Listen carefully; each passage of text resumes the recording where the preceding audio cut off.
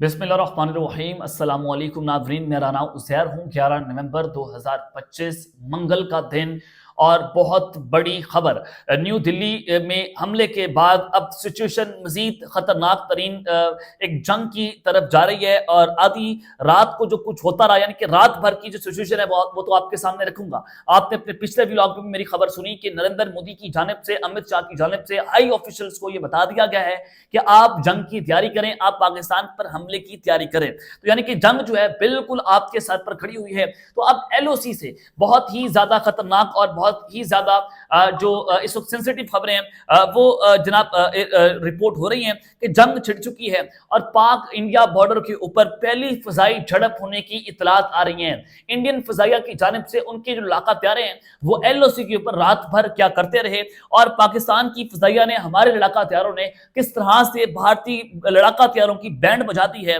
और जिसके बाद मोदी के घर पर सिर्फ मातम बिछ चुका है। एलओसी के ऊपर क्या होता रहा, इस वक्त सिचुएशन क्या बनी हुई है और भारतीय फजाइया और पाकिस्तान की फजाइया एक दूसरे के मुकम्मल तौर पर आमने सामने आकर खड़ी हो चुकी है और इस पर सिक्योरिटीज राय की जानिब से और इंडियन मीडिया वो क्या रिपोर्ट कर रहा है, तमाम तफसीलात आपके सामने बमा हकाइक और बमा सबूत रखी जाएंगी। लेकिन आगे बढ़ने से पहले मेरी आप सबसे दरख्वास्त होगी कि आपने इस चैनल को लाजमी सब्सक्राइब करना है, वीडियो को लाइक करें, शेयर करें, कमेंट सेक्शन में आपने पाकिस्तान जिंदाबाद का नारा जरूर कमेंट में लगाना है। जनाब कल ये 6:55 पर दिल्ली के अंदर एक ब्लास्ट होता है और ब्लास्ट हुआ ये नेवी के जो ऑफिसर है उनकी गाड़ी के ऊपर। वो सारी सिचुएशन हम आपको बयान कर चुके हैं। तो पूरे का पूरा Bharat without any investigation, Amit Shah का बयान देखें, वो कह रहे हैं कि हम हर एंगल से इन्वेस्टिगेट कर रहे हैं, किसी एंगल को माइनस नहीं करेंगे। यानी कि उन्होंने दबे अल्फाज में, वो भी खुलकर तो बात नहीं कर सकते ना अभी, आज ये पूरा नैरेटिव बनना शुरू हो जाएगा। लेकिन भारतीय मीडिया, पूरे का पूरा भारतीय मीडिया एक इल्जाम लगा रहा था कि पाकिस्तान ने ये अटैक किया। जैसे हमला होता है उनका भारतीय मीडिया ने शोर मचाना शुरू कर दिया। ऑपरेशन सिंदूर की बातें होना शुरू हो गई कि जब मोदी इलेक्शन का फेज 1 हार गया और जब उसने देखा कि उसकी फेज 2 के अंदर भी शिकस्त जो है वो करीब है, तो उन्होंने न्यू दिल्ली के अंदर ये अटैक करवाकर और फौरी तौर पर इसका इल्जाम पाकिस्तान पर लगाया। तो इसकी टाइमिंग्स बहुत इंपॉर्टेंट है कि एक जानिब तो बिहार का इलेक्शन जिसका फेज 2 आज शुरू हो चुका है और न्यू दिल्ली में ये हमला हुआ। अब डेफिनेटली भारत रिएक्ट करेगा। अब भारत जो है वो ये रिएक्ट तो नहीं होगा ये पहले पाकिस्तान पर हमला करेंगे, रिटेलिएटरी अटैक तो हम करेंगे, हकीकत ये है। लेकिन भारत जो है वो ये कहेगा कि अब हम इसका रिएक्शन देंगे और हम पाकिस्तान के अंदर जो टेरर ग्रुप्स हैं उनके ऊपर जाकर बमबारी करेंगे और उनको टारगेट करेंगे। अब आप खबर सुने कि भारत जो है वो उसने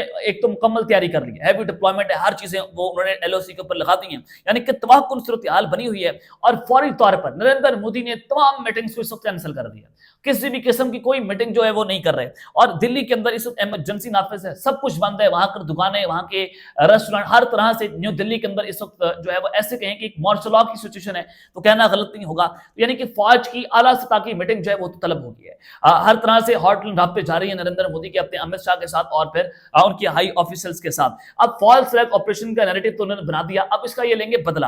अब बदला की जो खबर आ रही है वो बड़ी इंपॉर्टेंट है कि एलओसी पर रात भर जो है वो तो क्या होता रहा और पाक इंडिया बॉर्डर पर ये पहली फजाई झड़प जो है वो देखने को मिली है। खबर सुने, Indian aircraft movements detected from Chandigarh to Pathankot and now back to Delhi. Indian air force का जो एयरक्राफ्ट है, जो जंगी हथियार है, उसकी मूवमेंट्स जो है वो जब हमने उनको नक्शों पर भी देखा, रिडार सिस्टम के ऊपर देखा, ये खबर कंफर्म हुई कि वो पहले उनकी मूवमेंट्स चंडीगढ़ से उड़े पठानकोट के और पठानकोट से वो दिल्ली वापस गए। चंडीगढ़ की जो एयरबेस है वहां उसको एक लॉजिस्टिकल एयरबेस भी कहा जाता है, जहां पर पठानकोट जो है उसकी एक फॉरवर्ड एयरबेस है, यानी कि चंडीगढ़ की एयरबेस वहां पर कुछ यानी लॉजिस्टिकल स्केचेस हैं, मिसाइल्स हैं, ड्रोन्स हैं और हर तरह की जो डिप्लॉयमेंट्स जो वहां पर होती हैं और वहां से वो उनका वहां पर उड़ना और पठानकोट जाना, ये कुछ अनयूजुअल एक्टिविटी जो है वो रात को रिपोर्ट की गई है। The Indian air force plane HM698 is Dornier used to transport technical human resources। ये जो एयरफोर्स प्लेन है इंडियन एयरफोर्स का, ये टेक्निकल ह्यूमन रिसोर्सेज को ट्रांसपोर्ट करने के लिए इस्तेमाल होता है, यानी कि ये ट्रांसपोर्ट प्लेन है। और फिर ये चंडीगढ़ जो लॉजिस्टिकल जो एक एयरबेस इसको कहा जाता है, वहां से क्या लेकर जो है वो पठानकोट गया। ये एक बहुत बड़ा सवालिया निशान है कि भारत एक और फॉल्स फ्लैग तो कर चुका है, अब ये पाकिस्तान पर हमले की तैयारी कर रहा है। ये इंडियन एयरफोर्स की जो अनयूजुअल एक्टिविटीज है वो रिपोर्ट हुई हैं। Expected a drop off at Pathankot from Chandigarh and return to Delhi. ये चंडीगढ़ से पठानकोट में कुछ ड्रॉप ऑफ किया, कुछ चीजें जो है वहां पर छोड़ी गई। अब चीजें तो वो कोई सामान तोहफी तो होगी नहीं, ह्यूमन रिसोर्सेज और कुछ लॉजिस्टिकल एड बेसिक का कुछ आप ले सकते हैं। आप बेहतर तौर पर जानते हैं कि इंडिया किस किस्म की तैयारियां कर रहा था जंग की।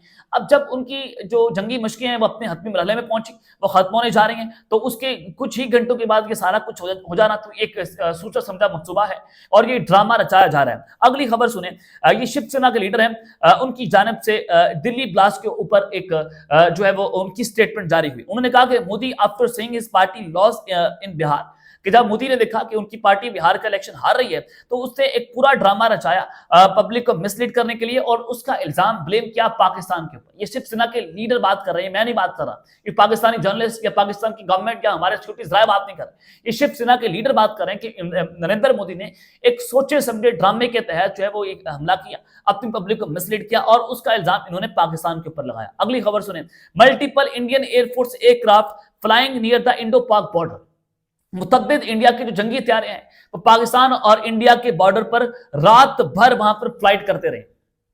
अब आप अंदाजा कर सकते हैं कि भारत जो है वो फॉरवर्ड पोजीशंस के ऊपर आ चुका है। इंडिया की एयरफोर्स रात भर हाई अलर्ट के ऊपर रही है, लाइकली टू फुल अलर्ट, वो मुकम्मल तौर पर हाई अलर्ट के ऊपर रही है। अगली खबर सुने, intense air activity from Pakistan and Indian jets is being reported along with the LOC.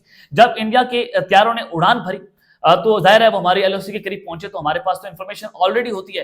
पिछली जंग में भी इंडिया के चीफ ने खुद कहा था, उनके वाइस आर्मी चीफ ने कहा कि पाकिस्तान के पास हमारे हथियारों की मूवमेंट्स भी मौजूद थी और हमारी ट्रूप्स की जो मूवमेंट्स है वो भी हमारे पास मौजूद थी और जिसकी बाइस पाकिस्तान हमारे राफेल तैयारी कराने में कामयाब हुआ। अब वो सेटेलाइट इमेजेस हम किसकी इस्तेमाल कर रहे थे, हम चाइना से मदद ले रहे थे, तो अभी पाकिस्तान के पास ये इंफॉर्मेशन तो होगी तो फौरी तौर पर हमारे जो लड़ाका हथियार है, हमारी एयरफोर्स जो है वो हरकत में आती है, वो इन एक्शन होती है, हाई अलर्ट होती है और विद इन 9 सेकंड हमारी एयरफोर्स जो है वो रिस्पॉन्ड भी कर सकती है, वो स्लीप मोड से वो हाई अलर्ट मोड में जा सकती है विद इन 9 सेकंड। ये मैं आपको जो है वो हमारे सिक्योरिटी जराये की जानिब से कहा गया कि आप लोगों को बताएं। तो हमारी फोर्सेज जो इंडियन हमारी पाकिस्तान की एयरफोर्स है मुकम्मल तौर पर हाई अलर्ट हुई, वो भी एलओसी पर गई और जिसके बायस जो है वो इंडिया के लड़ाका प्यारे पीछे हटने पर मजबूर हुए हैं। तो ये एक जो है वो एक्टिविटी देखी गई है इंडिया की जानिब से और पाकिस्तान ने उसका मुंह तोड़ जवाब दिया है। तो मोदी के घर पर इस सफ़े मातम तो बिछा हुआ है, सफ़े मातम तो शिवसेना के लीडर ने बिछा दिया है कि आप फेज 1 का इलेक्शन जब हार गए तो आपने ये पूरा ड्रामा रचाया है।